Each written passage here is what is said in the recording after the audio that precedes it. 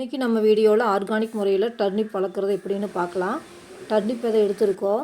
விதை கடுகு மாதிரி இருக்குது பாருங்கள். சூடோமோனாஸ் எடுத்திருக்கோம். அதை 1 கிராம் போட்டுக்கலாம். சேறு பாத்தில் விதை நேர்த்தி பண்ணிக்கலாம்.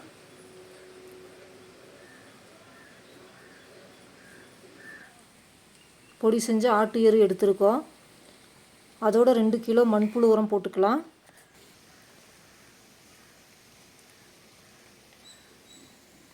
அரை கிலோ பழைய சாம்பல் போட்டுக்கலாம். முட்டை ஓடு பவுடர் எடுத்திருக்கோம். இதில் அதிகப்படியான கால்சியம் சத்து இருக்குது. அது 50 கிராம் போட்டுக்கலாம். சூடோமோனாஸ் 30 கிராம் போட்டுக்கலாம். ட்ரைகோடெர்மா விரிடி அதை 30 கிராம் போட்டுக்கலாம்.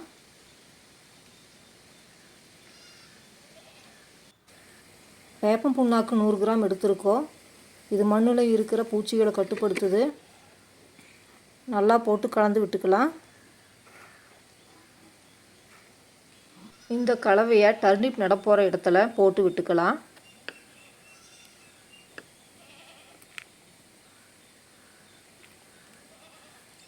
உரக்கலவை போட்டாச்சு.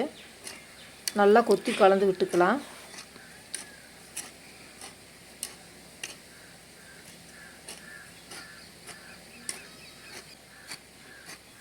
விதை நேர்த்தி பண்ணின டர்னிப் விதைகளை அரை மணி நேரம் நிழலில் உலர்த்தி எடுத்திருக்கோம்.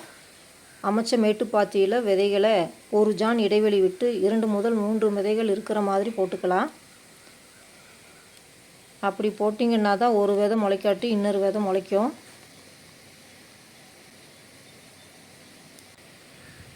நட்ட விதைகள் மேலே மண் போட்டு மூடிக்கலாம். விதைகள் முளைக்கிறதுக்காக மண் நல்லா நனையும்படி தண்ணி விட்டுக்கலாம்.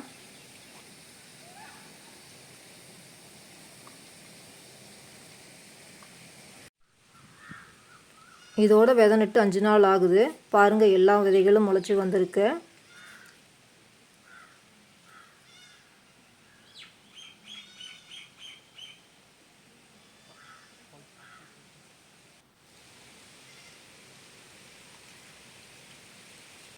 இதோட டர்னிப் செடிக்கு 12 நாள் ஆகுது. பாருங்கள், எல்லா விதைகளும் இலை விட்டு ஓரளவு கொஞ்சம் வளர்ந்துருக்கு.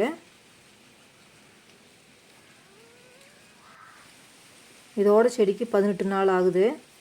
பாருங்கள், செடி கொஞ்சம் நல்லாவே வளர்ந்துருக்கு. செடி ஒரே இடத்துல 4-5 செடி வளர்ந்துருக்கு.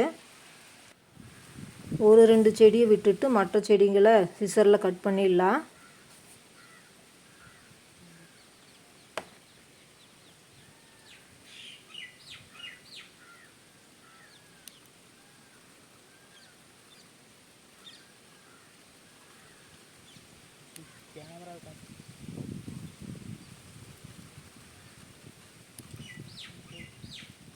கட் பண்ணி எடுத்தாச்சு.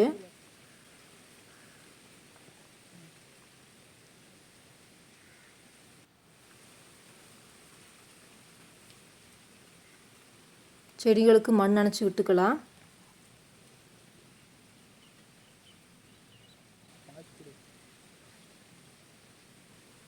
இதே போல் 2 நாற்று விட்டுட்டு அதிகப்படியான நாற்றுக்களை கட் பண்ணி எடுத்துட்டு மண் நனைச்சி விட்டுக்கலாம். எல்லா செடிக்கும் மண் நனைச்சி விட்டாச்சு. களை எடுத்துக்கலாம்.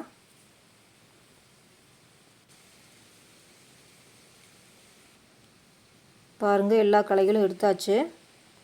ஃபிஷ் அமினோ ஆசிட் எடுத்திருக்கோம். இது ஒரு நல்ல பயிரூக்கி. இது லிட்டருக்கு 5 ml ஊற்றி கலந்து ஸ்ப்ரே பண்ணிக்கலாம். நல்லா கலக்கி விட்டுக்கலாம். நல்லா மண்ணில் படும்படி ஸ்ப்ரே பண்ணிக்கலாம். அப்போ தான் செடி நல்லா வேகமாக வளரும்.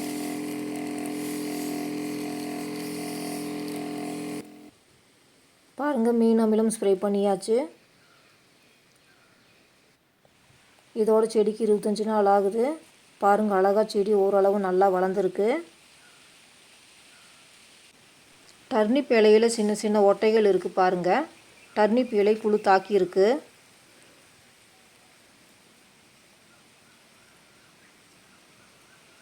இதை கட்டுப்படுத்த 10 இலை பூச்சி விரட்டி அக்னி அஸ்திரம் எடுத்திருக்கோம். அக்னி அஸ்திரம் லிட்டருக்கு 30 ml ஊற்றிக்கலாம்.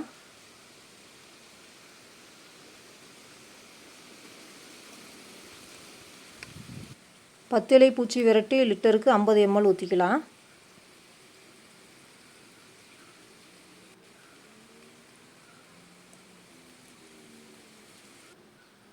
நல்லா கலந்து விட்டுக்கலாம்.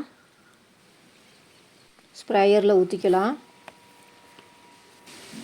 இலைகளின் மேலேயும் அடிப்பகுதியிலும் படும்படி நல்லா ஸ்ப்ரே பண்ணிக்கலாம்.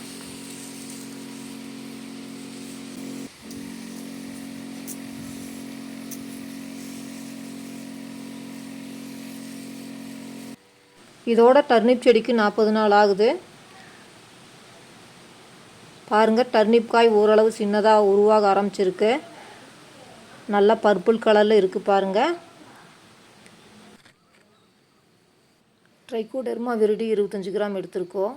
இது டியூபர் ராட்டுங்கிற கிழங்கழுகல் நோயை கட்டுப்படுத்துவோம். 2 கிலோ மண்புழு உரத்தில் ட்ரைகோடெர்மா விரிடி போட்டுக்கலாம். வேப்பம் புண்ணாக்கு 100 கிராம் எடுத்திருக்கோம். இப்போ நல்லா கலந்து விட்டுக்கலாம்.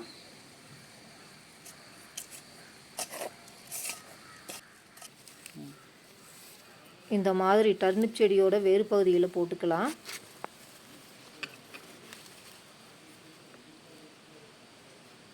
இதே மாதிரி எல்லா செடிகளுக்கும் போட்டுக்கலாம்.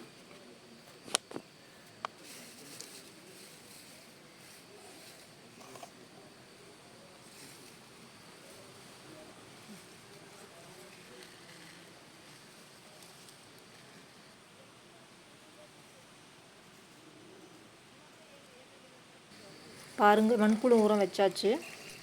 நல்லா தண்ணி ஊற்றிக்கலாம்.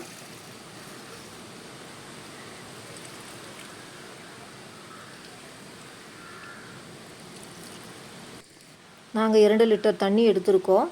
100 மில்லி புளிச்ச தயிர் ஊற்றிக்கலாம். புளிச்ச தயிரில் அதிகப்படியான கால்சியம், ஜிப்ராலிக் ஆசிட் இருக்குது. ஜிப்ராலிக் ஆசிட் காய் நல்லா பெருசாக வளர உதவும். நல்லா வடிகட்டி ஊற்றிக்கலாம். எல்லா செடிகளுக்கும் ஸ்ப்ரே பண்ணிக்கலாம்.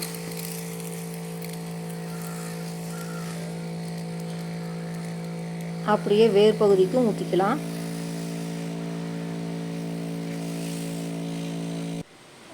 இதோட டர்னிப் செடிக்கு 46 நாள் ஆகுது.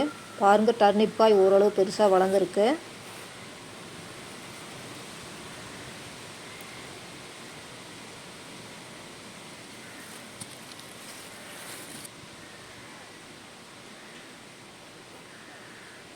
கடலை புண்ணாக்கு 1/4 கிலோ எடுத்திருக்கோம்.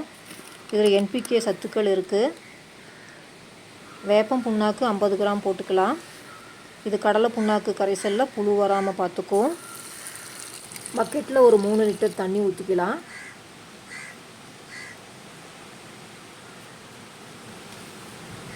இந்த மாதிரி ஒரு காட்டன் துணி போட்டு கட்டி வச்சுக்கலாம். 3 நாள் ஊற வச்சுக்கலாம்.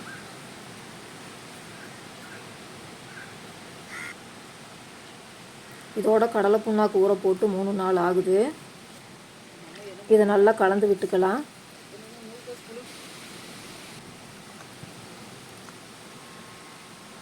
இந்த கரைசலை டர்னிப் செடியோட வேறு பகுதியில் ஊற்றி விட்டுக்கலாம். இதில் நிறைய நன்மை செய்யும் நுண்ணுயிர்கள் இருக்குது. இது மண்ணில் இருக்கிற சத்துக்களை எடுத்து கொடுக்கும். இதோட 55 நாள் ஆகுது. பாருங்கள், டர்னிப் காய் பெருசாகிருச்சு. அறுவடைக்கு தயாராக இருக்குது. வாங்க முதல் அறுவடை பண்ணிக்கலாம்.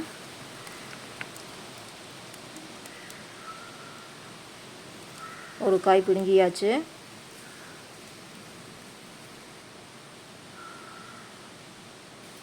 இன்னொரு காய் பிடுங்கிக்கலாம்.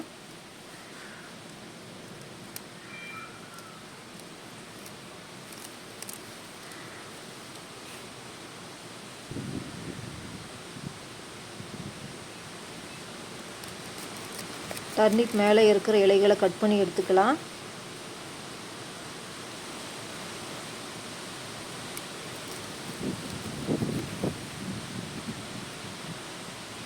ரெண்டு காய் கிடச்சிருக்கு. நல்லா பெருசாகவே இருக்குது.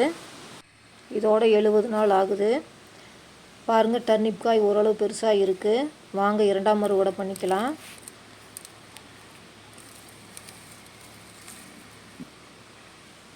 பாருங்கள், இதே மாதிரி எல்லா டர்னிப் காய்களும் பிடுங்கி எடுத்துக்கலாம்.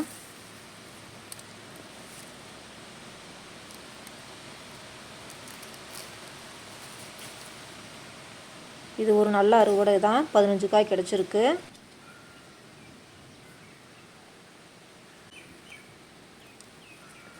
மேலே இருக்கிற இலைகளை அறுத்து எடுத்துக்கலாம்.